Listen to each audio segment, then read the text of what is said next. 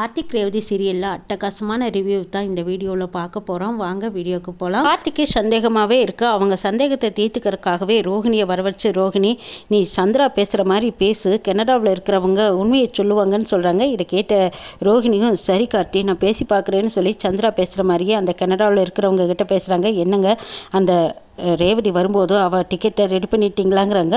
ஓ ready பண்ணிட்டேனே, நீங்கள் சொன்ன மாதிரியே அவள் வரதுக்கு மட்டும்தான் டிக்கெட் போட்டிருக்கோம், திரும்பி அவள் போகவே முடியாது 6 மாதத்துக்கு அப்புறம் பார்க்கலாங்கிறாங்க. அப்படி அவங்க உளர்நிக்கிறதுக்கப்புறம் தான் ரோஹிணிக்கு உண்மையே புரிஞ்சுதோ. ஐயோ என்னது ரேவதியை வர வச்சுக்கிறாங்க, திரும்ப அனுப்புறதுக்கு டிக்கெட் போடலையா, அப்போ சித்தி அம்மா 2 பேரும் சேர்ந்து இப்படி ஒரு வேலையை பார்த்துருக்காங்களே. ஐயோ கார்த்தி என்னது இவங்க பண்ணுறதை பார்த்தா எனக்கே பயமாக இருக்குதுன்னு ரோஹிணி கார்த்திகிட்ட சொல்கிறாங்க. கார்த்தி சொல்கிறாரு எனக்கு அப்பவும் இவங்க பேரில் சந்தேகமாக தான் இருந்துச்சு, சரி நான் பார்த்துக்கிறேன் ரோஹிணி, இந்த விஷயம் வெளியில் தெரிய வேண்டாங்கிறாங்க. இல்லை நான் யாருக்கும் சொல்ல மாட்டேன், ஆனால் ரேவதி எப்படியாவது காப்பாற்றணுங்கிறாங்க, நான் பார்த்துக்கிறேன் அப்படின்னு சொல்லிட்டு கார்த்தி கிளம்புறாங்க. கார்த்தி எப்படியாவது என் தங்கச்சி ரேவதியை காப்பாற்றுங்க, அவள் போகிறதுக்கு தான் டிக்கெட் போட்டிருக்காங்க, அவள் ரிட்டன் வரதுக்கு டிக்கெட் போடல. இப்போ கனடாவில் இருந்தவங்க பேசுனதை வச்சு நான் இதை தெரிஞ்சுக்கிட்டேன், தயவுசெய்து ஏமாந்துடாதீங்கன்னு சொல்கிறாங்க. ரோஹிணி கவலைப்படாதீங்க நான் பார்த்துக்கிறேன் அப்படின்னு சொல்லிட்டு திரும்பவும் கார்த்தி வெகு வேகமாக ஏர்போர்ட் போய் டிக்கெட்டை செக் பண்ணுறதுக்காக போயிருக்காங்க. கார்த்தி ரேவதிக்கு ஃபோன் பண்ணலான்னு ஃபோன் பண்ணுறாங்க. ஆனால் போகிற வழியிலேயே சாமுண்டேஸ்வரியும் சந்திராவும் தந்திரமாக ரேவதிக்கே தெரியாமல் ரேவதியோட ஃபோனை சுவிட்ச் ஆஃப் பண்ணி வச்சுட்டாங்க. யார் ஃபோன் பண்ணாலும் ரேவதி எடுக்கக்கூடாது, அவளே சந்தோஷத்தில் வந்துட்டுருக்கா அப்படின்ட்டு அவங்க 2 பேரும் தந்திரமான முறையில் இந்த வேலையை பார்த்துட்டாங்க. ரேவதி அதை கவனிக்கவே இல்லை. கார்த்தி மாமா என்னை அனுப்பி வைக்கிறதுக்கு வருவாரா அப்படிங்கிற எண்ணத்தோடவே ரேவதி நினச்சிட்டு போகிறாங்க. இங்கே சந்திராவும் சாமுண்டேஸ்வரியும் பண்ணின வேலை ரேவதிக்கு தெரியாதனால கார்த்தியும் ஃபோன் போட்டு பார்க்குறாங்க. ஃபோன் எடுக்காததை நினச்சி உடனே டென்ஷன் ஆகுறாங்க. சரி நேரடியாக நம்ம போய் பார்த்துட வேண்டியதான்ட்டு கார்த்தி அவங்களுக்கு முன்னாடி போகிறதுக்கு வெகு முயற்சி பண்ணிட்டு போகிறாங்க.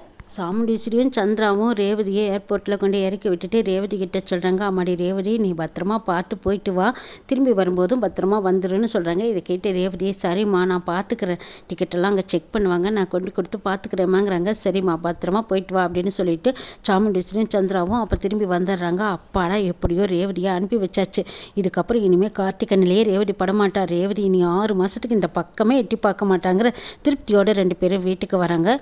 அதுக்கு முன்னாடியே இங்கே கார்த்தி வந்தாலும் வந்துடுவான்னு சொல்லி கார்த்தியை முதல்ல தடுத்து நிறுத்தணும். அக்கா இந்த எப்படியோ நம்ம இந்த தடவை ஜெயிச்சிட்டோம் அக்கா, இனிமேல் நம்மளுக்கு கவலையே இல்லைங்கிறாங்க. ஆமாம் சந்திரா, எப்படியோ இந்த கார்த்தி வர்றதுக்கு முன்னாடியே ரேவதி அனுப்பிச்சாச்சு, இனி ரேவதி திரும்பி வரப்போகிறது இல்லை, அவன் அதுக்குள்ளேயோ அவனை மறந்துடணும் அப்படின்னு நினச்சிட்டு இருக்காங்க. ஆமாக்கா அவள் வந்ததும் வேறொரு கல்யாணத்தை பண்ணி வச்சிடணும்னு சந்திரா புது திட்டம் போட்டு வச்சுட்டாங்க. ஆனால் கார்த்திகை எப்படியோ தோக்கடிச்சாச்சு, அதுவே நம்மளுக்கு வெற்றி தான் அப்படின்னு நினச்சிட்டு சந்தோஷத்தில் வீடு திரும்புகிறாங்க. ஆனாலும் ரேவதி எங்கள் மாமா என்னை அனுப்பி வைக்க வரவே இல்லையே, அவர் வருவார்னால நான் எதிர்பார்த்தேன் அப்படின்னா அப்படியே அங்கங்கே தேடி பார்த்துக்கிட்டே இருக்காங்க. அம்மாவும் சித்தியும் போயிட்டாங்க, திரும்பி போய் பார்க்கலாம், நிச்சயமாக மாமா என்னை அனுப்பி வைக்க வரேன்னு தானே சொன்னார், வந்திருப்பாரு அப்படின்ட்டு திரும்பி ரேவதி அங்கே இங்கேயும் ஓடி வந்து பார்த்துட்டு இருக்காங்க. கார்த்தி ரேவதியை அனுப்பி வைக்கிறதுக்காக வந்துட்டு இருக்காங்க. இங்கே முதல்ல இவ்வளோ பெரிய ஊழல் பண்ணி வச்சுருக்காங்க, இதை நம்ம என்னென்னு பார்க்கணுன்னு சொல்லிட்டு அந்த ஆஃபீஸ் போய் கேட்குறாங்க. ஆமாம் நீங்கள் கனடாவுக்கு டிக்கெட் போட்டிருக்கீங்க, ஆனால் ரிட்டன் டிக்கெட் போடவே இல்லையே எதனாலேன்னு கேட்குறாங்க. சார் எங்களை மன்னிச்சிடுங்க சார், ஒரு லேடி வந்து தான் இப்படி ஒரு டூப்ளிகேட் ரிட்டன் அனுப்ப சொல்லியிருக்காங்க, ஆனால் அவங்களுக்கு ஒரிஜினல் ரிட்டன் டிக்கெட் அனுப்பவே இல்லைங்கிறாங்க. இதை கேட்டதும் கார்த்திக்கு சரியான டென்ஷன் கோவம். என்ன சார் பக்கத்தூருக்கு போயிருக்காங்கன்னு நினச்சிங்களா, எங்கள் வெளிநாடு போகிறாங்க, வெளிநாடு போகிறவங்களுக்கு இப்படி டிக்கெட் போட்டு கொடுத்தா அவங்க எப்படி இங்கே திரும்பி வர முடியும்னு கேட்குறாங்க. இல்லைங்க சந்திரான்னு ஒருத்தர் தான் வந்து இப்படி தான் டிக்கெட் போட சொன்னாங்க, போகிறதுக்கு மட்டும் டிக்கெட் போட்டால் திரும்பி அவள் வரக்கூடாதுங்கிறக்காகத்தான் இப்படி டூப்ளிகேட் ரெடி பண்ண சொன்னாங்கங்கிறாங்க. உங்களையெல்லாம் சும்மாவே விடக்கூடாது, முதல்ல நான் போலீஸ் ஸ்டேஷனில் பிடிச்சி கொடுக்குறேங்கிறாங்க. அவர் கெஞ்சுறாரு, நான் புள்ள ஒட்டிக்காரன், தயவுசெய்து என்னை மன்னிச்சிடுங்க சார், நீங்கள் பேச வேண்டிய இடத்துல பேசிக்கோங்க, நான் சொல்கிறத கேளுங்க சார், வேணா அவங்கள தடுத்து நிறுத்திக்கோங்க, இதை என் பேர் வெளியே வராமல் பார்த்துக்கோங்க சார்னு கெஞ்சுறாங்க. சரி போனால் போகுதுன்னு அனுதாபப்பட்டு கார்த்தியும் அந்த டிக்கெட்டை ரெடி பண்ணிட்டு வராங்க. வர்ற வழியிலேயே அதுக்கு முன்னாடி அங்கே போலீஸ் எல்லாம் செக் போஸ்ட்டில் நின்றுட்டு செக்கிங் பண்ணிட்டு இருக்காங்க. அப்போ கார்த்தி வந்து சொல்கிறாங்க, இதை பாருங்கள் ஃப்ளைட்டில் போகிறவங்களோட டிக்கெட்டு இப்படி மாறி இருக்குது, நான் இதை உடனே ரெடி பண்ணி கொண்டு கொடுத்தே ஆகணும், கனடா போகிறாங்க சார், நான் தயவுசெய்து போய் ஆகணும், இப்போ அவங்கள தடுத்து நிறுத்தணும், ரிட்டன் டிக்கெட் போடாமல் விட்டுட்டாங்கன்னு சொல்லி எவ்வளவோ கார்த்தி நடந்ததை சொல்கிறாங்க. அங்கே இன்ஸ்பெக்டர் அவங்க பாட்டுக்கு ஃபோனில் பேசிகிட்டே இருக்காங்க. கார்த்தி பதறதும் அவங்க சொல்கிறதும் அவங்க காதுலேயே கேட்டுக்கல. அப்போது கார்த்தி உடனே மேலிட ஐஜிக்கு ஃபோன் பண்ணுறாங்க. ஐஜி உடனே இன்ஸ்பெக்டரை கூப்பிட்டு என்ன சார் நடக்குதுங்க, கார்த்தின்னு ஒருத்தர் ஏன் நிறுத்தி வச்சுருக்கீங்க, அவர் என்ன சொல்கிறாரோ அதை கேளுங்கிறாங்க. அப்போ இன்ஸ்பெக்டர் என்ன சார் இது என்னாச்சு அப்படின்னு கேட்குறாங்க. சார் என்னோடய ரிப்போர்ட்டெல்லாம் இப்போ தான் வாங்கிட்டு போயிருக்காங்க, எனக்கு தெரிஞ்சவங்க ஒருத்தர் கனடா போகிறாங்க, அவங்களுக்கு போகிறதுக்கு டிக்கெட் போட்டாங்க, திரும்பி வர்றதுக்கு டிக்கெட்டு தப்பு வந்துருச்சு, அந்த தப்பை திருத்தறதுக்காக நான் கொடுத்துருக்கேன், அவங்க சீக்கிரம் ரெடி ரெடி பண்ணுங்கள் சார், ஃப்ளைட்டு இன்னும் 4 நிமிஷம் தான் இருக்குது, அவங்க கிளம்பிடுவாங்க, சீக்கிரம் எனக்கு ரெடி பண்ணி கொடுங்கன்னு கேட்குறாங்க கார்த்தி. அப்போ இன்ஸ்பெக்டரோட தயவில் சீக்கிரமாக அவசரமாக அந்த டிக்கெட்டையும் வாங்கிட்டாங்க கார்த்தி. வாங்கிட்டு திரும்ப ஏர்போர்ட்டுக்கு போகிறாங்க. ஏர்போர்ட் போய் ரேவதி இருக்காளா இல்லை ஃப்ளைட் ஏறிட்டாளா அப்படின்ட்டு டென்ஷனாக உள்ளே போய் பார்க்குறாங்க.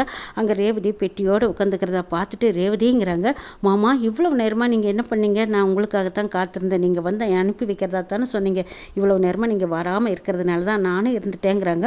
ரொம்ப நல்லதாக போச்சு, உனக்கு போகிறதுக்கு மட்டும்தான் டிக்கெட் போட்டிருக்காங்க, திரும்பி வர்றதுக்கு டிக்கெட் போடல, இதில் ஏதோ சூழ்ச்சி இருக்குது. கனடாவில் இருக்கிறவங்க உனக்கு ஒன்று கல்யாணத்துக்காக அழைக்கல, ஒன்று அங்கேயே தங்க வச்சுக்கிறதுக்கு தான் உங்கள் அம்மாவும் சித்தியும் ஏற்பாடு பண்ணியிருக்காங்கங்கிறாங்க. இது கேட்டு ரேவதி அதிர்ச்சி அடைகிறாங்க. அப்படியா சொல்கிறீங்க? அதான் அப்போவும் எனக்கு சந்தேகமாக இருந்தது, அந்த கல்யாணத்துக்கு நான் தான் போகணுமே என்ன, ஏன் அம்மா போகலாம், அப்பா போகலாம், சித்தி போகலாம், இவங்க எல்லோரும் இத்தனை பேர் இருக்கும்போது என்னை மட்டும் அனுப்பி வைக்கும்போதே எனக்கு டவுட் தான். சரி என்னை அனுப்பி வச்சுட்டு திரும்பி இவங்க வந்து வரக்கூடாதுன்னு நினச்சிருக்காங்களா? நானும் நீங்களும் ஒன்று சேரக்கூடாதுங்கிறதுக்காக அம்மா இவ்வளோ ஒரு கீழ்த்தரமான வேலையை பார்த்துருக்காங்க பார்த்தீங்களா? இவங்களுக்கு சரியான பதிலடி கொடுக்கணுமாமாங்கிறாங்க ரேவதி. ஆமாம் ரேவதி, சரிவா வீட்டுக்கு போகலாம் அப்படின்னு சொல்லி கார்த்தி ரேவதியை வீட்டுக்கு கூட்டிகிட்டு போகிறாங்க. அங்கே ரேவதி கார்த்திக்கு பின்னாடி நிற்கிறாங்க. கார்த்தி போய் நின்னதும் அங்கே சாமுண்டீஸ்வரியும் சந்திராவும் பார்த்துட்டு, என்னடா இப்போ எதுக்கு இங்கே வந்த? ஆமாம் ரேவதி நல்லபடியாக கனடா போய் சேர்ந்துருப்பா, நீ அவளை காணான்னு தேடிட்டு வந்தியாங்கிறாங்க. ஆமாம் உங்களுக்கெல்லாம் கொஞ்சம் கூட அறிவே இல்லையா? எப்போ பார்த்தாலும் இப்படியே தான் குறுக்கு பற்றி அதோட தான் சுற்றிட்டு இருப்பீங்களான்னு கேட்குறாங்க. யாரை பார்த்து என்ன சொல்கிற அப்படின்னு சந்திரா வந்து எடுத்துக்கிட்டு வந்து கேட்குறாங்க. சித்தி போது நிறுத்துங்க அப்படின்னு சொல்லி ரேவதி பின்னாடி இருந்து முன்னாடி வர்றாங்க. என்னடி நினச்சிட்டு இருக்க? உனக்கு டிக்கெட் போட்டு கொடுத்து நீ இன்னுமா வெளிநாடு போகல?